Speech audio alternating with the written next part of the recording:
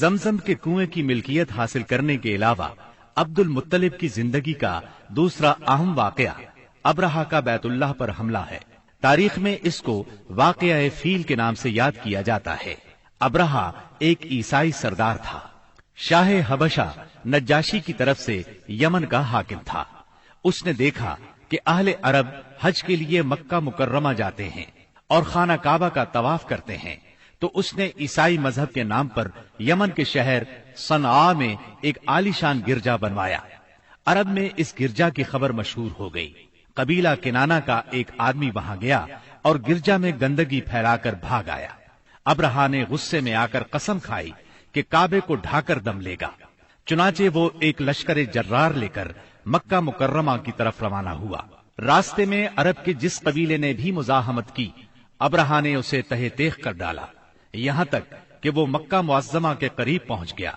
वहां के लोगों को अपने इरादे से खबरदार करने के लिए उसने अहले मक्का के जानवर पकड़ लिए। इन जानवरों में अब्दुल मुत्तलिब के 200 ऊंट भी थे। अब्दुल मुत्तलिब को अब्रहा की चढ़ाई की खबर मिली तो वो खाना काबा की दीवारों से लिपट गए और रो पड़े। अल्लाह से अपने घर की हिफाजत की दुआ की। कुरैश के चंद सरदारों को लेकर अब्रहा से मिलने के लिए गए और उससे अपने ऊंटों की वापसी का मुतालबा किया।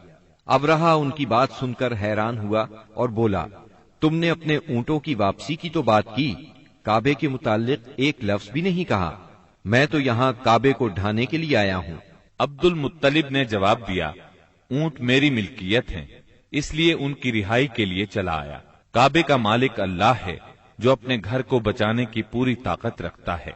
अब्रहा ने इन ऊंटों की वापसी का हुक्म दे दिया। ये अपने ऊंट लेकर मक्का मुअज्जमा वापस आ गए। 60-70 हजार का लश्कर था और उसमें 9 या 13 हाथी थे। इस लश्कर ने आखिर मक्के पर चढ़ाई की। लश्कर मक्के के नजदीक पहुंचा तो महमूद नामी हाथी ने मक्के में दाखिल होने से इनकार कर दिया और वहीं बैठ गया। ऐसे में अचानक बाहर कुलजुम की तरफ से परिंदों का टिड्डी दल नजर आया।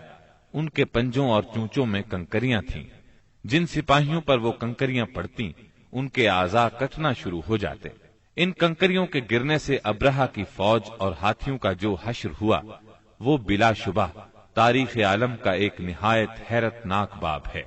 खुद अब्रहा मुश्किल से गिरता पड़ता सनआ तक पहुंचा और निहायत दर्दनाक अजाब में गिरफ्तार होकर यमन में मरा।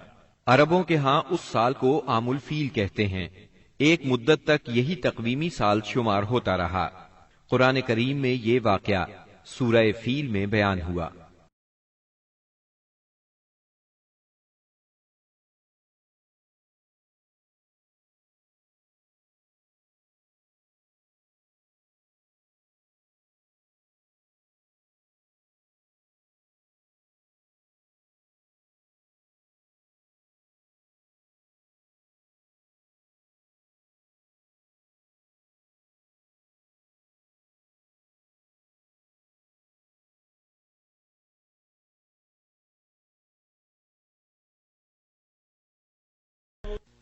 क्या तुमने नहीं देखा तुम्हारे परवरदिगार ने हाथी वालों के साथ क्या सलूक किया? क्या उसने उनकी तदबीर को अकारत नहीं कर दिया और उन पर परिंदों के झुंड भेज दिए जो उन पर पकी हुई मिट्टी के पत्थर फेंक रहे थे। फिर उनका ये हाल कर दिया जैसे जानवरों का खाया हुआ भूसा।